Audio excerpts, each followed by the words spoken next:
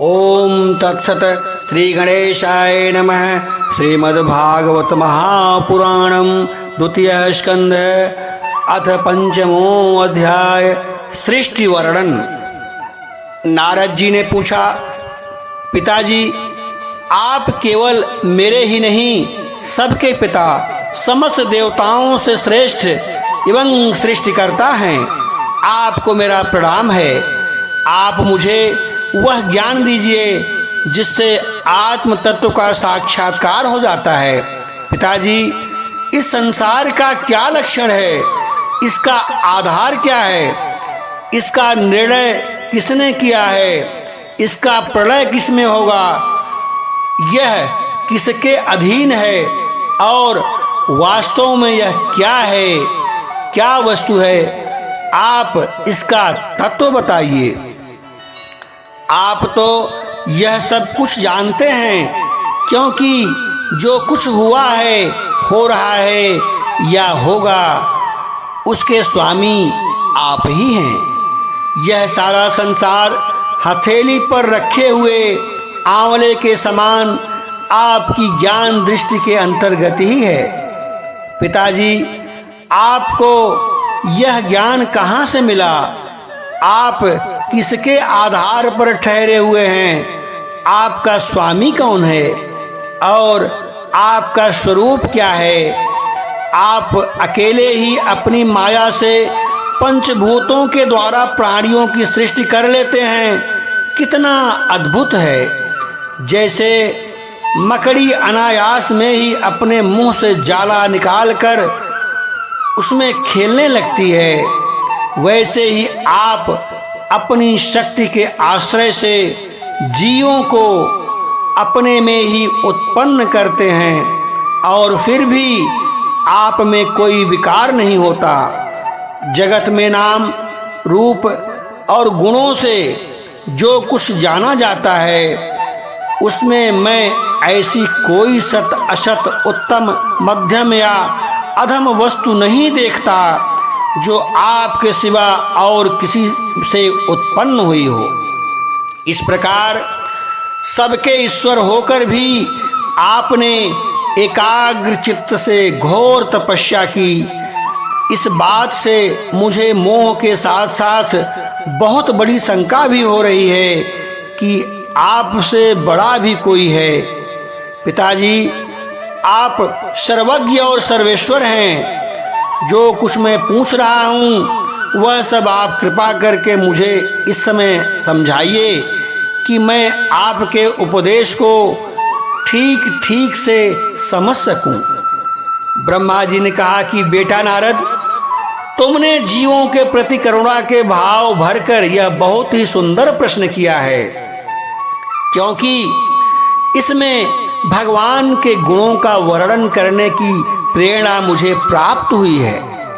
तुमने मेरे विषय में जो कुछ भी कहा है, तुम्हारा वह कथन भी असत्य नहीं है, क्योंकि जब तक मुझसे परे का तत्व जो स्वयं भगवान ही हैं जान नहीं लिया जाता, तब तक मेरा ऐसा ही प्रभाव प्रतीत होता है जैसे सूर्य, अग्नि, चंद्रमा, ग्रह, नक्षत्र और तारे उन्हीं के प्रकाश से प्रकाशित होकर जगत में प्रकाश फैलाते हैं, वैसे ही मैं भी उन्हीं स्वयं प्रकाश भगवान के चिन्मय प्रकाश से प्रकाशित होकर संसार को प्रकाशित कर रहा हूँ।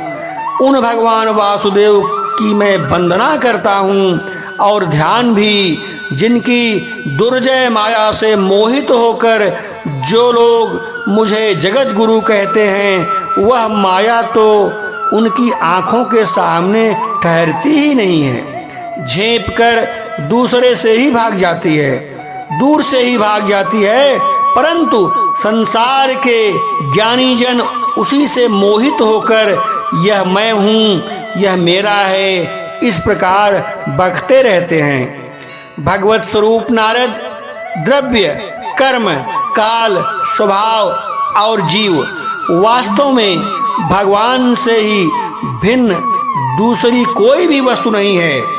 वेद नारायण के परायण हैं, देवता भी नारायण के ही अंगों में कल्पित हुए हैं और समस्त यज्ञ भी नारायण की प्रसन्नता के लिए ही है तथा उनसे जिन लोकों की प्राप्ति होती है वे भी नारायण में ही कल्पित है।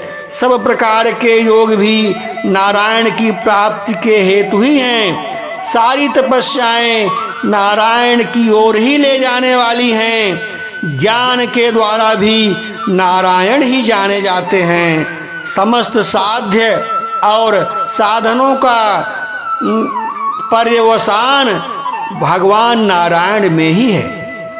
वे दृष्टा होने पर भी ईश्वर हैं, स्वामी हैं, निर्विकार होने पर भी सर्वस्वरूप हैं। उन्होंने ही मुझे बनाया है और उनकी दृष्टि से ही प्रेरित होकर मैं उनकी इच्छा अनुसार सृष्टि रचना करता हूँ। भगवान माया के गुणों से रहित एवं अनंत हैं। सृष्टि स्थित और प्रलय के लिए रजोगुण, सत्वगुण और तमोगुण ये 3 गुण माया के द्वारा उनमें स्वीकार किए जाते हैं। ये ही तीनों गुण द्रव्य, ज्ञान और क्रिया का आश्रय लेकर मायातीत नित्य मुक्त पुरुष को ही माया में स्थित होने पर कार्य, कारण और कर्तापन के अभिमान से बांध लेते हैं। नारद इंद्रियातीत भगवान गुणों के इन 3 और आवरणों में से अपने स्वरूप को भली भांति ढक लेते हैं। इसीलिए लोग इनको नहीं जान पाते। सारे संसार और मेरे ही एकमात्र स्वामी वे ही हैं।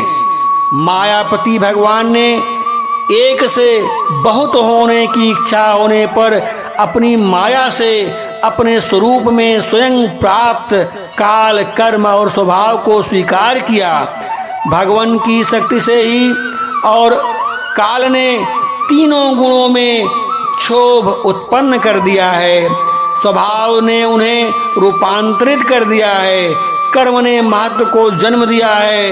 रजोगुण और सत्वगुण की वृद्धि होने पर महत्व का जो विकार हुआ है उससे ज्ञान, क्रिया और द्रव्य रूप तमः प्रधान विकार हुआ है। वह अहंकार कहलाया और विकार को प्राप्त होकर 3 प्रकार का हो गया। उसके भेद हैं वैकारिक, तेजस और तामस। नारद जी वे क्रमशः ज्ञान शक्ति, क्रिया शक्ति और द्रव्य शक्ति प्रधान हैं। जब पंच महाभूतों के कारण रूप तामस अहंकार में विकार हुआ तब उससे आकाश की उत्पत्ति हुई। आकाश की तन्मात्रा और गुण शब्द हैं। इस शब्द के द्वारा ही दृष्टा और दृश्य का बोध होता है। जब आकाश में विकार हुआ तब उससे वायु की उत्पत्ति हुई। उसका गुणधर्म है अपने कारण का गुण आ जाने से यह शब्द भी ही है। इंद्रियों में स्फूर्ति, शरीर में जीवन शक्ति, ओज और बल इसी के रूप हैं। काल, कर्म और स्वभाव से वायु में भी विकार हुआ है। उससे तेज की उत्पत्ति हुई है। इसका प्रधान गुण रूप है। साथ ही इसके कारण आकाश और वायु के गुण शब्द एवं स्पर्श भी इसमें हैं। तेज के विकार से जल की उत्पत्ति हुई है। इसका गुण है रस। कारण तत्वों के गुण शब्द, स्पर्श और रूप भी इसमें हैं। जल के विकार से पृथ्वी की उत्पत्ति हुई है। इसका गुण है गंध। कारण के गुण कार्य में आते हैं। इस न्याय से शब्द, स्पर्श, रूप और रस ये चारों गुण भी इसमें विद्यमान हैं। वैकारिक अहंकार से मन की और इंद्रियों की 10 अधिष्ठात्र देवताओं की भी उत्पत्ति हुई है। उनके नाम हैं दिशा, वायु, सूर्य, वरुण, अश्विनी कुमार अग्नि, इंद्र, विष्णु, मित्र और प्रजापति। तेजस अहंकार के विकार से श्रोत्र, त्वचा, नेत्र, जिह्वा और घ्राण ये 5 ज्ञानेंद्रियां एवं वाक, हस्त, पाद, गुदा और जननेन्द्रिय ये 5 कर्मेंद्रियां उत्पन्न हुई। साथ ही ज्ञान शक्ति रूप बुद्धि और क्रिया शक्ति रूप प्राण भी तेजस अहंकार से ही उत्पन्न हुए।